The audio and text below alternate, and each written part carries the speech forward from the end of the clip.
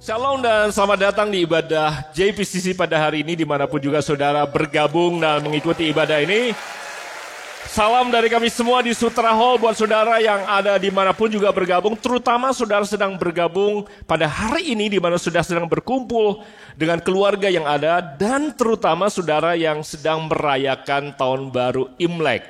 So, well wishes pada saudara semua dan yang sedang merayakannya. Biasanya kalau orang Tionghoa merayakannya, mereka suka wishesnya itu bilangnya Gong Xi Fa Cai. Yang mereka sedang salamkan itu sebenarnya adalah semoga kamu bertambah kaya tahun ini. Saya pikir sebagai orang Kristen yang kita inginkan bukan hanya kekayaan materi. Ada amin? Jadi doa saya kalau saya sedang mengucapkan selamat bersaudara yang sedang merayakan bersama dengan keluarga pada hari ini adalah Senti Jiankang. Semoga saudara sehat dan Xingnian Meng'en penuh dengan damai sejahtera Tuhan menyertai kehidupan saudara. Nah, kalau saudara diberkati dengan damai sejahtera, saudara diberkati dengan kesehatan, saya percaya semua materi yang Tuhan janjikan akan ditambahkan dalam kehidupan saudara. Amen. A very happy Chinese New Year pada saudara semua dimanapun juga saudara mengikutinya. Saudara siap untuk terima firman Tuhan? Mazmur 62. Ini adalah ayat yang pertama yang saya akan pakai untuk memulai. Ayat pertama yang kita akan pakai untuk memulai pembahasan kita adalah Mazmur 62. Tema kita sepanjang tahun ini adalah closer. Saudara sudah tahu, mendekat. Kata kerja, saudara, mendekat. Ya. Closer, kita ingin mendekat kepada Tuhan, kita ingin mendekat kepada satu dengan lainnya. Dan judul khotbah saya hari ini adalah Closer to God. Nanti saya akan bicara bulan depan closer to each other dalam konteks relationship. Tapi apa yang kita pelajari untuk mendekat kepada Tuhan dan bagaimana kita membangun kedekatan yang nanti saya akan bagikan sedikit juga tidak akan bisa lepas daripada pola untuk kita kemudian juga membangun hubungan dengan sesama sebenarnya. Sebagaimana Alkitab katakan bagaimana kita belajar untuk mengasihi Tuhan akan juga menjadi pattern, pola untuk kita mengasihi sesama dan bahkan mengasihi diri kita sendiri. Amen. Jadi itu yang kita akan pelajari. Tema hari ini atau judul hari ini adalah Closer to God dan ayat acuan yang saya akan pakai adalah seluruh pasal 62 daripada Mazmur.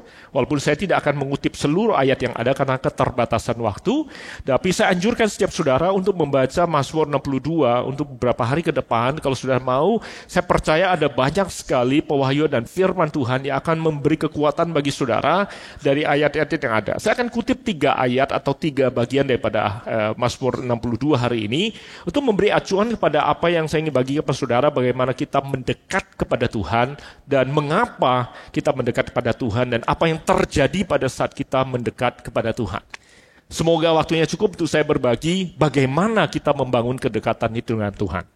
Mazmur 62 saya mulai dengan ayat kedua dan 3 yang berbunyi seperti ini. Dikatakan, hanya dekat Allah saja aku tenang.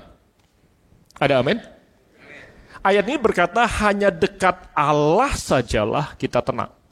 Ketenangan tidak sudah dapatkan karena punya tabungan deposito yang luar biasa. Ketenangan tidak sudah dapatkan karena saudara dekat dengan orang paling berkuasa. Walaupun up to certain extent kadang-kadang saudara dapatkan ketenangan tertentu.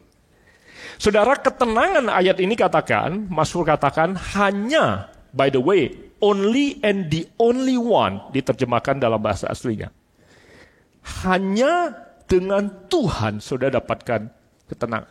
Nah, pertanyaannya selama ini sudah dapatkan ketenangan saudara dari mana?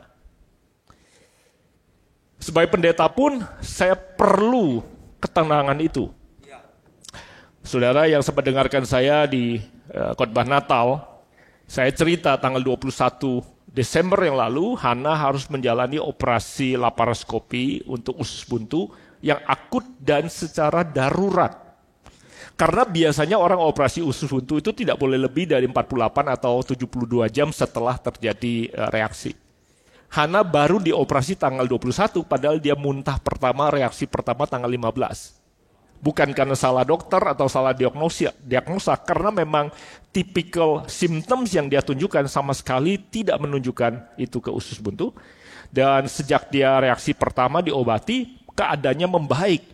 Sampai di hari ke-5 malam, baru kemudian ada kejelasan daripada gejalanya, dan baru hari ke-6 kemudian di CT scan, dan ditemukanlah bahwa usus buntunya setelah 6 hari ya tentunya kondisinya tidak baik. Semua yang mengerti itu adalah kondisi yang cukup kritis. Puji Tuhan berjalan dengan baik, pembersihan ruang lambungnya semua berjalan dengan baik, tapi kemudian harus diobati dengan antibiotik beberapa hari. Dan malam Natal pun dia harus ada di rumah sakit, dan kemudian hari Natal dia bisa keluar. Tetapi antibiotik terus berjalan, dan dia tidak boleh demam atau tidak boleh ada infeksi susulan sebaiknya. Tapi malam tahun baru, dia mendadak badannya mulai panas. Saudara, saya harus melewati malam tahun baru juga deg-degan. Tidak terlalu peduli dengan kembang api dan semua hingar-bingar yang ada, karena lebih sibuk memperhatikan temperatur atau suhu tubuh anak. Puji Tuhan, reaksi itu bukan karena infeksi, tapi mungkin karena makanan yang dia alergik dan lain sebagainya. Puji Tuhan, it's all good. Ya. Tapi yang saya ingin bagikan kepada saudara bahwa sebagai hamba Tuhan pun, saya tidak bisa mendapatkan kepastian dan ketenangan dari yang lain selain daripada Tuhan. Saya nggak tahu saudara yang hadir di tempat ini maupun yang sedang menyaksikan di rumah, saudara selama ini berusaha mendapatkan kepastian dan ketenangan saudara dari apa? Ada yang berusaha mendapatkan kepastian dari tabungannya, dari asuransinya, dari posisinya, dari pekerjaannya, atau dari koneksinya. Tapi hari ini saya mau beritahu saudara, koneksi dan individu yang terbaik yang sudah perlu berusaha dekatin adalah Dia yang Maha Tinggi, yang menciptakan langit dan bumi ini. Saya temukan manusia berulang kali berusaha mendekati orang-orang yang menurut mereka bisa menjawab kebutuhan mereka. Tapi saya berdoa 2023 ini, pribadi yang saudara kejar dan saudara ingin dekati adalah Dia yang menciptakan langit dan bumi ini. Dia menempatkan nafas dalam kehidupanmu. Dia menjanjikan masa depanmu. Dan Dia yang memegang seluruh kehidupanmu. Ada amin? Kalau saudara dekati Dia, akan gampang buat saudara yang jomblo untuk dekatin siapapun juga. Dia bukan Tuhan yang PPKM, kata Pastor Ari minggu lalu. Ada amin? Nah, apa yang terjadi pada saat saudara mendekat kepada Tuhan? Kalau saudara mendekat pada Tuhan, Dia akan memberikan pada saudara tuntunan dan pewahyuan. 1 Korintus pasal yang keempat berkata seperti ini, Paulus katakan, demikianlah hendaknya orang memandang kami. Paulus katakan, biarlah dunia kenal kami sebagai hamba Tuhan seperti ini. Dia katakan, hendaklah dunia atau hendaklah orang memandang kami sebagai hamba-hamba Kristus yang kepadanya dipercayakan rahasia Allah. Yang akhirnya dituntut dari pelayan-pelayan yang demikian ialah bahwa mereka ternyata dapat dipercaya. Paulus katakan bahwa kami ingin dikenal sebagai hamba-hamba Tuhan, dan ciri-cirinya, tanda-tandanya kami dianggap sebagai hamba-hamba Kristus adalah bahwa kami dipercayakan rahasia Allah. Diberikan bocoran kerajaan surga, dengan kata lain. Kalau saudara dekat dengan seseorang, biasanya saudara dapatkan bocoran yang biasanya orang lain tidak dapatkan. Am I making any sense to anybody? Dan Paulus katakan, supaya jelas kami ketahuan kami hamba-hamba Kristus adalah kalau kami dipercayakan rahasia kerajaan surga, the mysteries of heaven. Tanda saudara dekat sama Tuhan adalah saudara dapat tuntunan dan pewahyuan atau bahasa sehari-harinya, bocoran dari surga. Dunia boleh bilang 2023 tahun yang susah. Dunia boleh bilang global crisis. Dunia boleh bilang apa saja. Tapi saya percaya orang-orang yang dekat dengan Tuhan akan seperti pohon yang ditanam di tepi aliran air. Walaupun dunia kering, dia tetap bisa hijau dan berbuah pada musimnya. Kalau engkau tertanam dekat sama sumber kehidupan, musim boleh kering. Tapi saudara tidak mengalami krisis. Gak ada yang amin. Nah, kalau saudara mau hidup seperti, saudara kudu dekat sama yang punya hidup. Karena rahasianya, bocorannya akan diberikan pada saudara. Saya percaya 2023 akan menjadi tahun yang baik. Amin. Ada amin? Dia gak janji langit selalu biru. Dia nggak janji laut selalu tenang. Saya baru cerita, saya mulai 2023 juga nggak lautnya teduh. Tapi Dia Immanuel dan Dia tidak pernah meninggalkan. Dia senantiasa ada bersama dengan kita. Nggak ada amin? Saya bisa melihat keindahan di tengah-tengah kesulitan. Saya bisa melihat tuntunan di tengah-tengah tantangan. Itulah Tuhan kita. Yang kedua, selain tuntunan dan pewahyuan, kalau saudara dekat dengan Tuhan, saudara mendapatkan perlindungan. Berapa banyak yang perlu perlindungan? Amin. Saudara mendapatkan perlindungan. Mazmur 91, ayat 9 dan 10 berkata seperti ini. Sebab Tuhan ialah tempat perlindunganmu, yang maha tinggi telah kau buat tempat perteduhanmu. Malapetaka tidak akan menimpa kamu, dan tulah tidak akan mendekat kepada kemahmu. Saudara, Mazmur 62 juga tadi katakan bahwa selain hanya dekat dengan Allah saja kita tenang, karena dikatakan daripadanya lah keselamatanku, hanya dialah gunung batuku, dan keselamatanku, kota bentengku, dan aku tidak akan goyah. Kalau saudara dekat dengan Tuhan, maka Tuhan adalah kota keselamatan saudara, kota benteng saudara, perlindungan dan pertahanan saudara. Maka walaupun ada malapetaka, dia tidak berkata tidak ada malapetaka. Dia tidak berkata tidak akan ada tulah, tapi walaupun malapetaka datang, walaupun tulah datang, malapetaka dan tulah tidak akan mendekat kepadamu. Bangsa Israel, waktu mereka melihat seluruh bangsa Mesir kena tulah, dan anak sulung mereka mati, mereka luput karena ada darah anak domba Allah di palang pintu kehidupan rumah tangga mereka. Dan Tuhan berjanji, barang siapa dekat dengan dia, menjadikan Tuhan tempat perlindungannya, maka tulah tidak akan mendekat, dan malapetaka tidak akan menimpa saudara. Ada amin? Yang ketiga, selain perlindungan, akan ada dampak dan kesaksian melalui kehidupan saudara kalau saudara hidup dekat dengan Tuhan. Mazmur 73, 28 berkata seperti ini, tetapi aku, kata pemazmur, aku suka dekat pada Allah. Dia bilang, I love to be near God. Sebenarnya terjemahan New King James yang lebih dekat pada literal terjemahan bahasa asli berkata, it is good for me to draw near to God. Dengan kata lain, sebenarnya sebaiknya aku mendekatkan diri kepada Tuhan. Bukan cuma aku suka, bukan hanya aku perlu, bukan hanya aku harus, tapi sebaiknya aku mendekatkan diri pada Tuhan. Dan kemudian dia katakan, I have put my trust in the Lord that I may declare all your works. Terjemahan bahasa Indonesia berkata, supaya aku dapat menceritakan segala pekerjaannya. Orang yang dekat sama Tuhan, gak usah didorong-dorong untuk bersaksi. Saudara gak perlu didorong, udah dong, masa jadi orang Kristen gak pernah ceritain Tuhan, gak pernah bersaksi, gak perlu. Kalau saudara dekat dengan Tuhan, saudara dapatkan rahasia bocoran yang saudara lihat, saudara ngalami perlindungannya, saudara gak perlu didorong. Saudara pasti gak bisa tahan selain bercerita tentang kebaikannya, bercerita tentang perbuatannya, bercerita tentang kesetiaannya. Walaupun niatnya bukan mau coba ngapain-ngapain orang. Saudara bayangkan dunia saudara bisa berubah. Pada saat dunia sedang mengalami ketakutan dan melihat saudara bisa tenang. Karena saudara punya tempat perlindungan, punya kubu pertahanan, punya kota benteng yang melindungi saudara. Mereka tanya, gimana caranya kamu bisa tenang? Saya nggak maksa, nggak coba-coba, pura-pura sih. Tapi memang ada ketenangan yang datang. Karena Tuhan ada di dalam kehidupan saudara.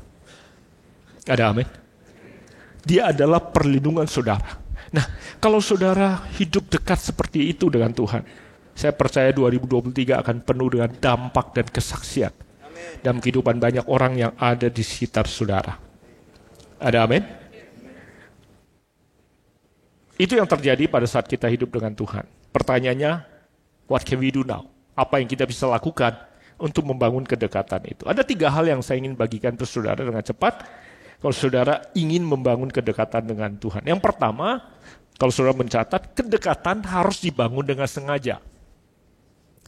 Bukan hanya karena rajin ke gereja, saudara kemudian eventually dekat dengan Tuhan. Ya, kedekatan itu harus dibangun dengan intensi, dengan kesengajaan. Tadi pemimpin pujian sudah mengutip Yakobus pasal keempat ayat 8 yang berkata, mendekatlah kepada Allah dan ia akan mendekat kepadamu. Nah, walaupun ayat ini berkata bahwa betul saudara perlu mengambil keputusan, inisiasi, untuk mau mendekat kepada Allah dulu, maka dia mendekat kepadamu. Tapi saya mau kasih tahu, sebenarnya ayat ini realitanya bukan seperti seolah-olah Tuhan jual mahal, dan Tuhan berkata, lo maju dulu, kalau lo gak maju, gue kagak maju. Sebenarnya gak seperti itu realitanya. Karena kebenarannya Tuhan itu gak pernah jauh daripada kita. Dia itu ada bersama dengan kita. Nah, alasan mengapa dia berkata mendekatlah kepadaku, karena kita yang berusaha menjauh. Karena rasa malu dan rasa bersalah dalam kehidupan kita membuat kita kemudian menjauh daripada Tuhan. Dan itu dibuktikan oleh pengalaman pertama manusia jatuh dalam dosa. Adam dan Hawa langsung bersembunyi.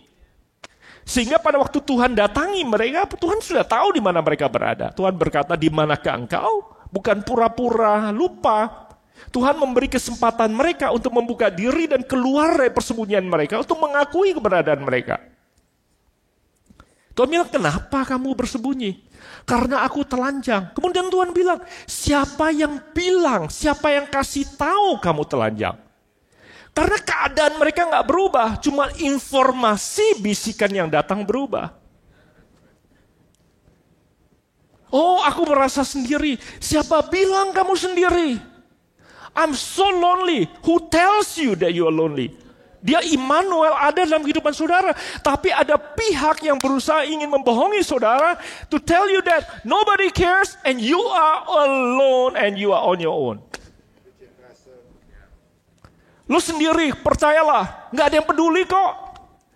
Nah, kalau saudara dengarkan kebohongan itu dan saudara percaya, saudara akan jatuh ke dalam depresi karena kebohongan yang iblis taruh di dalam pikiran dan hati saudara. You are never alone, saudara tidak pernah sendiri, karena dia Immanuel, Allah beserta dengan saudara. Jadi kalau dia berkata mendekatlah, itu adalah keputusan kita untuk berkata, no matter what happens, apapun yang sudah terjadi, aku tidak mau lari daripada Tuhan. Aku tidak mau menjauh. Dan aku mengambil keputusan untuk membuka diri untuk bisa merasakan dia. Dia gak pernah pergi dari hidup saudara. Kecuali saudara belum pernah undang dia. Itu pun dia ada di situ. Mendekatlah kepada Allah untuk saudara berkata, I need you. I want you. Take over my life. Waktu saudara lakukan itu, semua kebohongan hilang kuasanya. So, kedekatan itu harus dibangun dengan intensi. Itu terjadi antara kita dengan Tuhan, demikian juga dengan sesama. Nggak bisa tiba-tiba kita dekat dengan Tuhan, hanya kita dekat dengan gereja, atau dekat dengan pelayanan. Saudara nggak dekat dengan Tuhan karena rajin kasih sumbangan. Saudara dekat sama Tuhan karena sudah mendekatkan diri kepada Tuhan. Intentionally drawing near to God. Nah, pertanyaannya sebagai orang kota, bagaimana caranya kita mendekatkan diri pada Tuhan? I would suggest, saya mau anjurkan saudara, satu, beri waktu untuk saudara punya waktu dengan Tuhan. Sesibuk-sibuknya saudara, make time for God. Saudara mau dekat sama istri saudara, make time. Saudara mau dekat dengan anak saudara, make time. Oh, tapi sibuk. Ya. Saudara pilih, make time. Make time. Itu yang pertama. Kedua, selain ambil waktu, beri ruang di dalam hati dan pikiran saudara untuk Tuhan bekerja. Kalau saudara ambil waktu, tapi pikiran saudara penuh dengan yang lain, hati saudara penuh dengan yang lain, saudara nggak bisa dengarkan dia.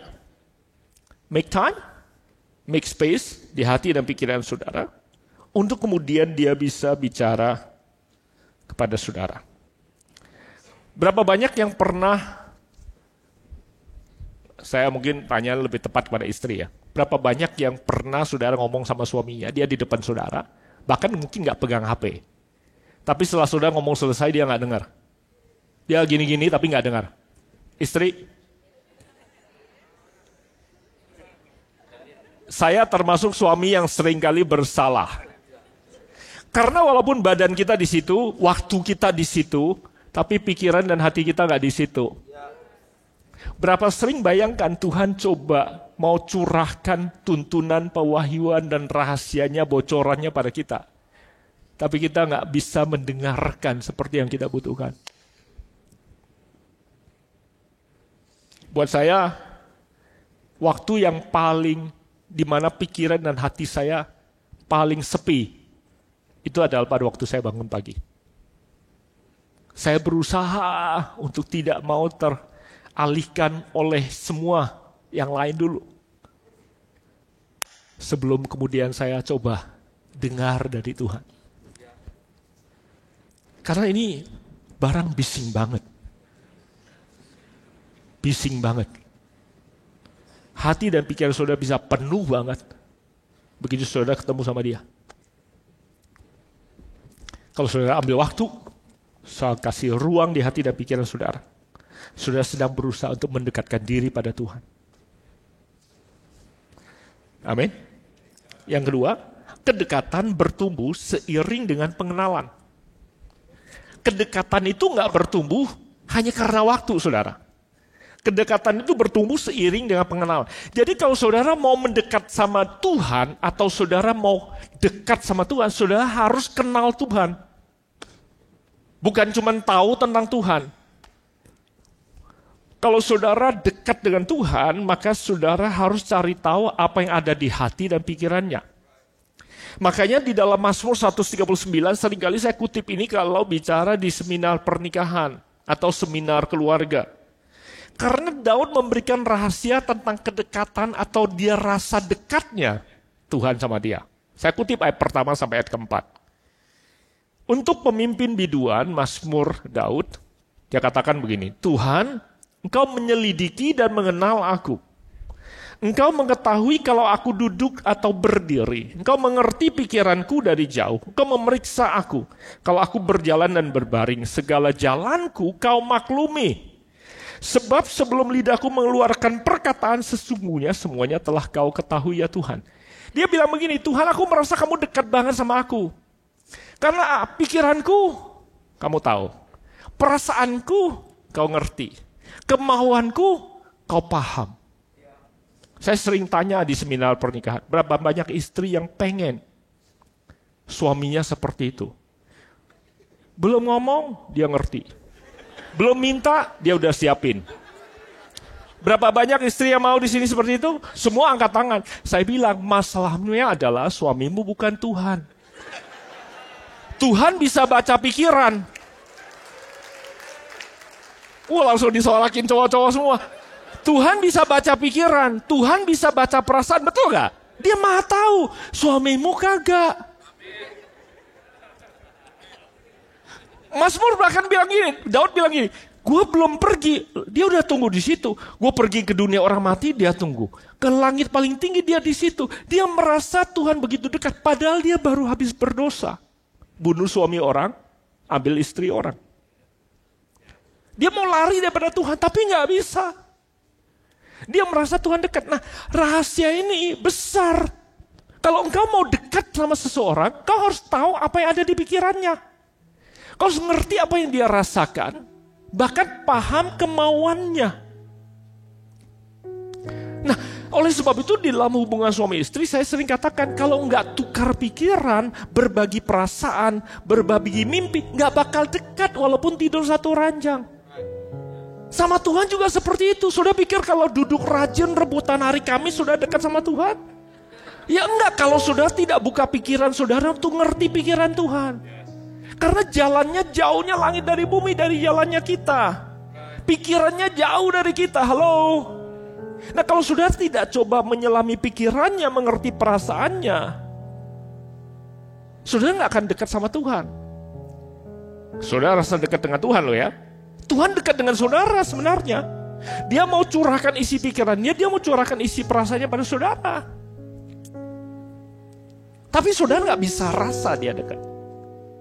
Makanya seringkali kalau dia mau tahu saudara, atau dia mau saudara tahu dia dekat, dia seringkali coba sediakan apa yang saudara pikirkan sebelum saudara minta kadang-kadang. Kadang-kadang. Tapi kadang-kadang masalahnya dia udah lakukan pun kita masih nggak ngeh kalau itu dia. kebetulan lah, dan lain sebagainya, dan lain sebagainya. So, kata kerja kenal itu kata kerja, bukan kata sifat. Jadi kalau kita nggak kerjain ya nggak akan kenal. Rasa dekat akan dialami dan kita rasakan di dalam setiap hubungan pada saat kedua pihak saling memiliki pengenalan. Tuhan kenal saudara. Cuman masalahnya saudara tahu nggak dia kenal saudara? Pada saat kedua pihak saling memiliki pengenalan akan apa yang ada di dalam pikiran, perasaan, dan kemauan mereka masing-masing. Tuhan mau saudara tahu apa yang dia inginkan. Makanya saya suka bilang sama orang yang kadang-kadang gak ngerti jaga jarak. Kalau kamu gak mau dekat sama orang itu, jangan bagi apa yang ada di pikiranmu. Jangan cerita apa yang kamu rasakan. Apalagi kasih tahu apa yang kamu mau. Jangan. Karena nanti akan terbangun kedekatan yang tidak diinginkan. Jangan sembarangan bagi apa yang ada di pikiran saudara. Nah, ada 7 hal yang kalau saudara, ini sebenarnya saya kasih bocoran sekarang. Sebenarnya saya akan ajarkan di bulan Februari nanti soal relationship. Ada 7 hal yang membantu saudara untuk membangun pengenalan kalau sebenarnya. Tapi bisa saudara praktekkan dengan Tuhan. Ya, 7 hal ini tolong dikeluarkan. Itu pertama karakter, kedua nilai, ketiga kepribadian, keempat kerinduan, desires, kelima pengalaman, keenam batasan, limits ya. Orang ini batasannya apa? Dia takut ketinggian, takut ya, ada batasan, ada limits. And then lifestyle, gaya hidup. Karakter ya itu, adil, jujur, setia, murah hati enggak, orang ini pelit enggak ya, karakter atau pemarah. Nilai itu ya, orang ini on time apa enggak, ya kerja keras apa enggak, dewasa apa enggak, dan lain sebagainya. Kepribadian ya, ada orang yang extrovert, introvert, dan lain sebagainya. Kemudian passion, kerinduan, desires. Dia tuh cita-citanya, mimpinya, passionnya apa, pengalaman juga, pernah ngalamin apa, pernah kerjain apa, pernah kemana. And then limits, petualangan apa yang dia pernah skydiving, dia pernah nyelam, dia pernah daki gunung paling tinggi, atau what are the limits. Dan kemudian lifestyle, preferensinya apa, kebiasaan dia apa, ya, dan lain sebagainya. Ini adalah 7 hal yang saudara bisa pakai untuk kenal seseorang, termasuk saudara bisa kenal Tuhan. Saudara bisa pelajari ini di Alkitab, membaca dan mengenali karakter Kristus, nilai-nilai kekristenan. Are you getting what I'm saying? Jadi kalau saudara mulai cari tahu hal-hal yang ada ini, saudara mulai kenal, oh Tuhan itu gak mungkin seperti itu. Gak mungkin Tuhan seperti itu. Sama seperti saudara kenal seseorang, saudara akan kenal Tuhan dan dekat dengan Tuhan seperti itu. I hope it makes sense to you. Yang terakhir, kedekatan itu harus bertumbuh secara bertahap. Gak terjadi tiba-tiba, gak bisa dipaksakan. Secara manusia maupun secara rohani. Waktu saudara kenal Tuhan, terima Tuhan, saudara bayi rohani, dan you start to grow, saudara mulai bertumbuh. It happens daily, setiap hari. Makanya Tuhan bilang, doa Bapa kami itu mengajarkan pada kita untuk minta makanan secukupnya setiap hari, betul kan? Mengampuni setiap hari sebagaimana orang mengampuni. It happens daily if you want to grow. So mau bertumbuh, membangun kedekatan dengan Tuhan, it has to grow gradually, not suddenly, but tiba-tiba. Makanya Mazmur katakan sama Tuhan, selidiki aku, kenalilah aku, ujilah aku, kenalilah pikiranku. Itu adalah proses untuk kita kemudian saling kenal, mengizinkan Tuhan menunjukkan pada kau, I know your thoughts. Aku tahu perasaanmu, aku tahu pikiranmu. Gak perlu tunggu untuk kemudian Tuhan pakai hamba Tuhan, Nabi, kemudian bilang, hai Linda, aku tahu hari ini kamu sedih. Gak perlu. Gak harus seperti itu. Tuhan bisa mengungkapkannya pada saudara, bahwa dia mengerti dan dia tahu perasaan saudara. Amin. Nah, kembali ke Mazmur 62 di ayat yang ke-9 tadi. Saya ingin kutip ayat 9 Mazmur 62. Dia bilang begini, percayalah kepadanya setiap waktu, hai umat. Kemudian dia bilang ini, curahkanlah isi hatimu di hadapannya. Selain kamu belajar untuk kenal Tuhan, izinkan Tuhan menunjukkan pada saudara, dia kenal saudara. Kalau saudara belajar untuk mencurahkan isi hatimu sama dia. Jadi curhat, Tuhan bilang jangan sama yang lain yang gak perlu. Sebaiknya sama dia saja. Curahkan isi hatimu kepada dia di hadapannya, karena Allah ialah tempat perlindungan kita. Karena Joanne sejak tinggal di Jepang, saya belajar banyak budaya Jepang. Saudara udah tahu orang Jepang itu sangat menghormati privacy.